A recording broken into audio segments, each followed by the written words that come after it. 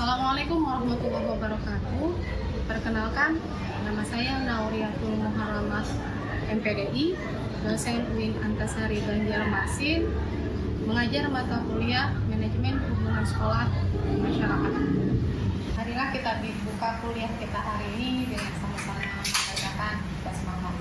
Bismillahirrahmanirrahim. Selanjutnya, setelah kemarin itu ada pengantar perkuliahan mengenai manajemen pendidikan. Bahwasanya manajemen humas ini merupakan bagian daripada manajemen pendidikan.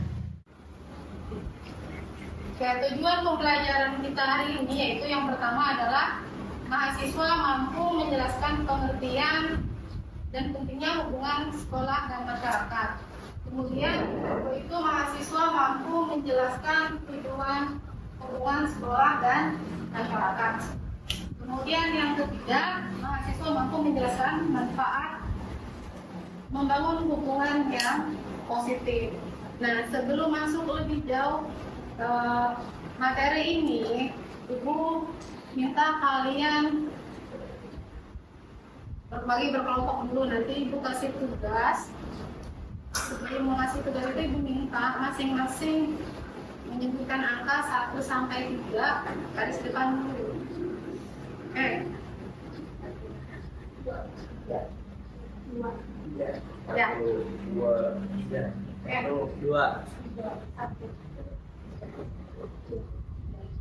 2.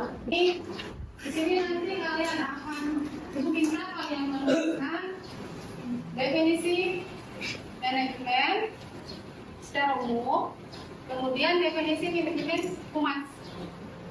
Ya, Ibu beri waktu 15 menit. Nanti ada perwakilan dari kelompoknya ya. Oke, silakan.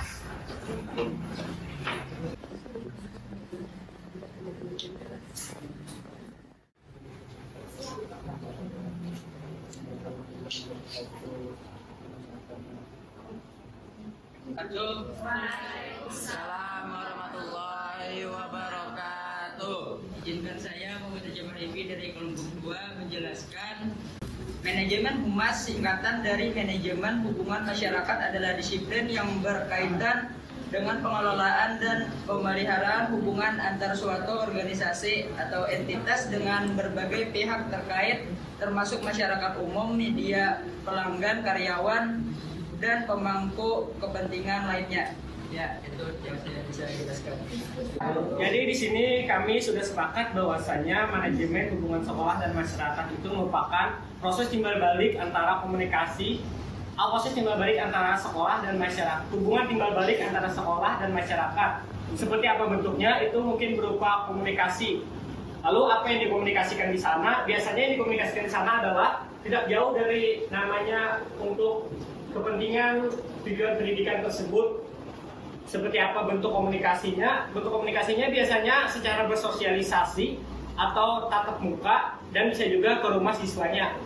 Dan mungkin lembaga yang sering kita lihat atau tak asing bagi kita sendiri, lembaga manajemen humas sendiri biasanya berbentuk atau yang mungkin kita kenal dengan istilah komite sekolah. Nah, jadi dapat disimpulkan bahwasanya menurut kami adalah manajemen humas merupakan proses komunikasi antara sekolah dan kepada masyarakat. Sekian, terima kasih. Assalamualaikum.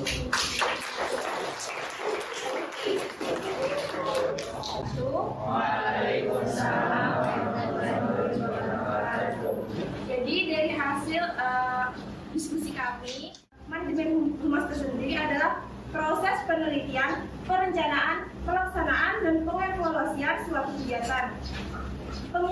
Pengertian humas secara umum adalah dapat diartikan sebagai fungsi manajemen yang khas antara pendidikan dengan publik internal dan publik eksternal, yaitu langsung berkenaan dengan masyarakat atau bukan dari internal dan eksternalnya. Sekian dari kami. Wassalamualaikum warahmatullahi wabarakatuh.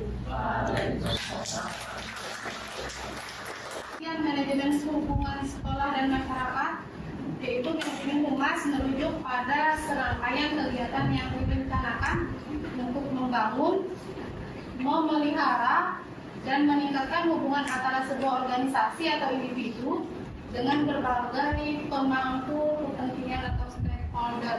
Pemangku kepentingan di sini siapa? Masyarakat, peserta didik ya. Siapa lagi? Orang tua. Siapa lagi?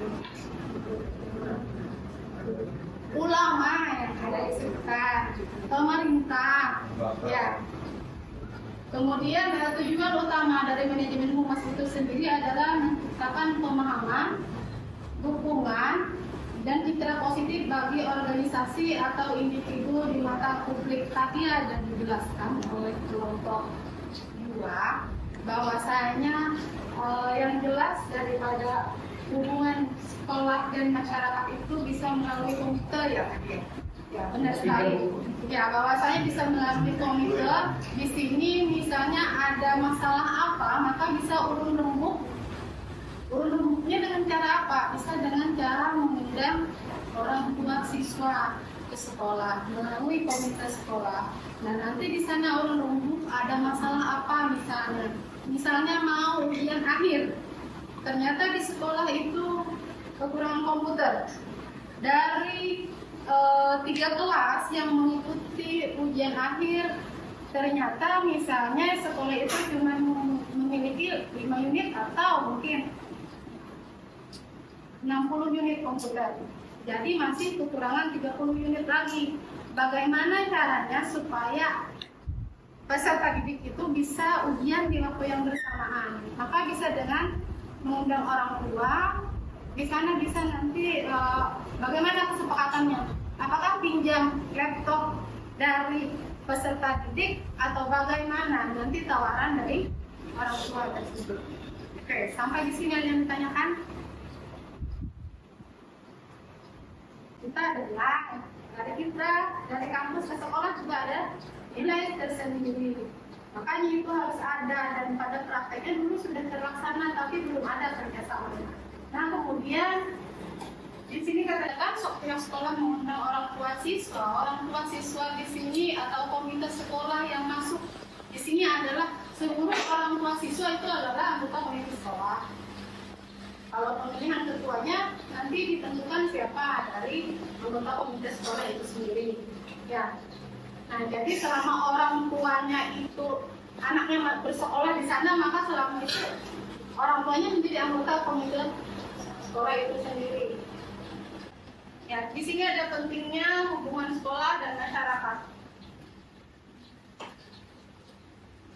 Nah, di sini aku bacakan saja pentingnya hubungan sekolah dan masyarakat. Yang pertama itu adalah meningkatkan kualitas pendidikan dengan membagikan sumber daya, pengalaman, pengetahuan yang berbeda. Artinya dari masyarakat itu bisa orang tua dari masyarakat sekitar punya pengalaman yang berbeda, bisa memberikan masukan kepada pihak sekolah, tapi dengan cara yang baik. Ya, bisa melalui surat, bisa melalui komen di sosial medianya, misalnya. Kemudian yang kedua itu adalah dukungan untuk siswa, memberikan dukungan tambahan dalam mengatasi masalah belajar dan mengembangkan potensi siswa. Benar di sini yang tahu permasalahan orang tua di rumah, dalam artian anak di rumah itu adalah orang tuanya. Guru di sekolah bisa menekan mereka, tapi dalam artian bisa juga kenapa anaknya ini telat terus datang ke sekolah. Ternyata kebiasaannya tidur jam 12 malam. Nah, ini kalau dikomunikasikan dengan orang tuanya kan bisa menghasilkan solusi. Ibu minta tolong, anak ibu ini sudah 1 minggu telat masuk sekolah, minta tolong nanti supaya tidurnya bisa lebih awal. Nah, kemudian itu contohnya. Selanjutnya di sini meningkatkan keberhasilan akademik. Hubungan yang positif antara sekolah dan masyarakat dapat berkontribusi pada peningkatan keberhasilan akademik siswa. Kemudian kedua mereka merasa didukung di rumah dan di sekolah. Ya, anak itu dapat dukungan dari rumah dan juga dari sekolah. Dalam arti, kamu bisa loh ngerjain matematika. Datang ke rumah misalnya anak menangis, ada bisa dapat matematika. Kalau dulu kalau matematikanya nggak bisa itu bilangnya 0. Kalau sekarang bagaimana ya? Apakah masih 0 juga? ternyata dia lapor ke rumah dengan orang tuanya. Anak menangis, tahu orang tuanya sudah ada masalah, tapi bagaimana kalau si anak mengurung diri dan tidak mau sekolah? Artinya orang tua ini harus mengenali perubahan anak muda di rumah dan membantu apa masalah yang dihadapi. Kalau orang tuanya bisa membantu dia, silakan. Kalau tidak bisa, mau tidak mau harus mendatangkan guru les. Ya. Kemudian pendidikan yang relevan. Melalui keterlibatan masyarakat, sekolah dapat memahami kebutuhan lokal, mengadopsi kurikulum untuk mencapai isu-isu yang relevan secara sosial, budaya, dan ekonomi. Ya, sekarang kan ya memang mau nggak mau harus relevan dengan, ibu nggak bisa mengajarkan dengan metode ibu yang lama kepada kalian. Kenapa yang kalian sekarang bisa dikatakan melek digital? Ya, nah artinya di sini pihak sekolah juga harus melakukan yang namanya training kepada guru-gurunya. Bagaimana itu mereka mengupdate pengetahuan mereka ya. Oke, selanjutnya masalah sosial. Sekolah dan masyarakat dapat bekerja sama untuk mengatasi masalah sosial seperti kejahatan, narkoba, dan pengangguran remaja. Contohnya di sini apa? Ada yang bisa mengemukakan kah? Komunitas. Hubungan yang kuat antara sekolah dan masyarakat dapat memperkuat komunitas, meningkatkan partisipasi warga dalam keputusan pendidikan, menciptakan lingkungan yang lebih sehat secara sosial. Ada bagian-bagian tertentu yang kita harus berkomunikasi dengan masyarakat, apalagi sekolah itu berada di lingkungan perumahan warga. Ya, kan kalau lingkungan itu berada di samping perumahan warga, otomatis harus mendengar apa keluhan warga sekitar untuk memecahkan masalah yang dihadapi. Misalnya ada tetangga yang ketika jam pelajaran membuka musik yang sangat kencang, otomatis ini sangat mengganggu kan. Ini mau tidak mau harus dikonsultasikan bagaimana cara yang santun untuk supaya masyarakat bisa langsung marah, kenapa biar ini nggak bisa. Ini supaya kenapa? Karena posisi sekolah selamanya di sana tidak bisa berpindah dalam arti apalagi sekolah negeri ya. Oke, sampai di sini ada yang bertanyakan?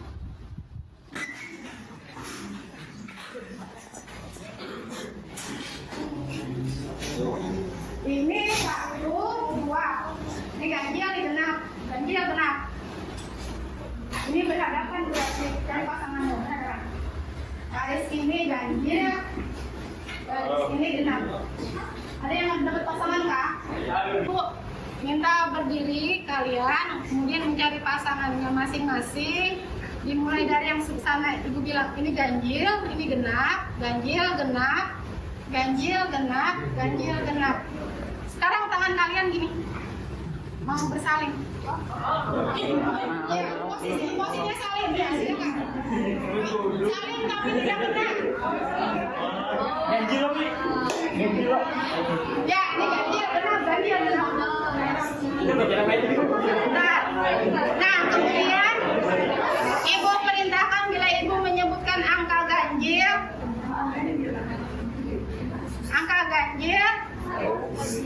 maka genap menangkap tangan ganjil. Ya. Oh iya iya. Bila ibu menyebutkan angka ganjil, maka angka ganjil naik. Tapi dalam mainannya di sini usahakan yang genap bisa menangkap yang ganjil. Maka yang ganjil menangkap yang genap. Oke. Oke, contoh ya. Ya. 1. Aja 1. Yang akan sebutkan adalah angka, nanti ada 1, ada 2, ada 10, ada 200, ada 500, ada 1001. Ya. Yang dilihat adalah angka belakang dan angka genap ya. Oke, bisa dimulai. Parah. Jawaban. 5,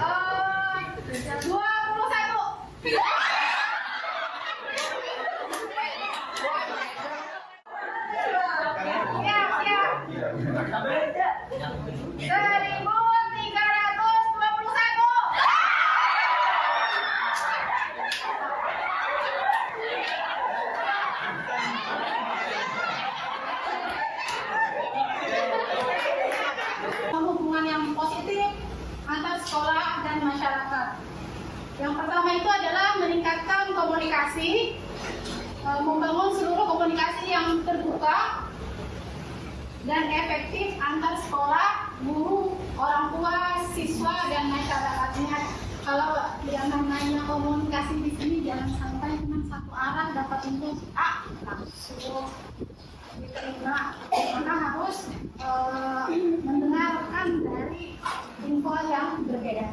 Kemudian meningkatkan partisipasi orang tua, kemudian membangun kepercayaan. Ini yang membangun kepercayaan antara sekolah dan masyarakat melalui transparansi dan kerjasama. Ini harus transparan. Kalau memang sudah kerjasama sekolah dengan masyarakat itu mau terbuka sampai laporan keuangannya pun transparan. Nah, kemudian mengidentifikasi kebutuhan. Kemudian mengembangkan sumber daya. Oke, lanjut. Tentu setiap tujuan punya manfaat. Ya, di sini ada manfaat peningkatan prestasi siswa. Tadi ada juga dijelaskan bagaimana prestasi siswa ada kerjasama guru dan orang tua. Bahkan sampai memilih jurusan untuk kuliah pun kalau orang tua dan guru bekerja sama, maka akan terarah seperti itu. Karena kadang seorang itu sukanya A, tapi guru melihatnya dia itu punya keahliannya di B. Nah, kemudian dukungan emosional, kemudian pemahaman yang lebih baik, pengembangan lingkungan yang aman dengan keterlibatan masyarakat sekolah dapat membantu menciptakan lingkungan yang lebih aman dan sehat untuk belajar. Kemudian pemberdayaan masyarakat. Oke, sampai di sini ada yang ditanyakan. Ya, silakan. Boleh. Baik, perkenalkan nama Ulun Septiya Cihayu, Yasin Septiya. Nah, di sini Ulun hendak bertanya, Ibu, kan di setiap pengelolaan hubungan sekolah ini pasti ada kendala, apalagi tentang kayak di sekolah negeri nih biasanya tuh ada pembayaran gitu, Bu. Nah, untuk transparansinya tuh terkadang nggak disampaikan dan orang tua tuh pasti punya kurang pemahaman akan hal itu gitu. Nah, jadi pertanyaannya tuh bagaimana cara menghadapi kendala pelaksanaan dari hubungan sekolah dengan orang tua atau masyarakat. Sekian, terima kasih. Di situ kalau mau misalnya di grup menanyakan hal tersebut, bisa secara japri ya tanya kepada yang berwenang. Pasti kan ada bendahara dan sekretarisnya tuh dari komite sekolah itu. Dan kalau kurang efektif juga, usahakan menanyakan langsung secara lisan dengan pihak yang mengelola dana tersebut. Ya, kadang pihak sekolah ini perlu satu aja penjelasan, tapi dengan orang yang vokal itu sangat membantu dari info mulut ke mulut kepada yang lain. Iya, apalagi misalnya sekolah-sekolah swasta yang sangat mahal kan. Nah, itu harus transparan dalam hal keuangan. Hubungan yang positif antara sekolah dan masyarakat adalah salah satu faktor kunci dalam meningkatkan pendidikan dan kesejahteraan siswa.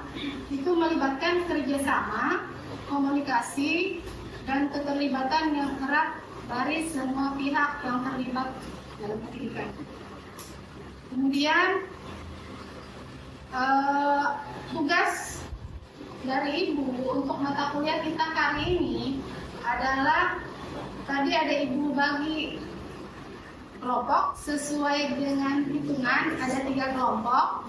Ini nanti kalian tugasnya adalah terjun ke lapangan. Kelompok 1 Keman 1 Banjarmasin, kelompok 2 Keman 2 Banjarmasin, kelompok 3 Keman 3 Banjarmasin. Tugas kalian adalah bagaimana manajemen humas di sekolah tersebut.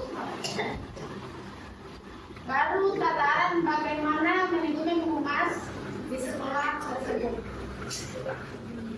Tidak terlalu dalam. Nanti tugas berikutnya akan menyesuaikan materi berikutnya pula. Tugas hari ini yaitu bagaimana manajemen humas di Man 1 Banjarmasin, Man 2 Banjarmasin, dan Man 3 Banjarmasin. Minggu depan Ibu minta sebelum mulai perkuliahan tiap kelompoknya melaporkan hasil dari mereka observasi di lapangan. Demikian pertemuan kita hari ini. Salah dan hilaf Ibu mohon ampun dan maaf, dan semoga ilmunya berkat untuk kita sekalian. Kita tutup kuliah hari ini dengan sama-sama mengucapkan hamdalah.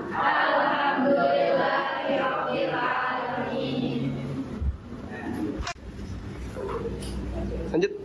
MPI 2022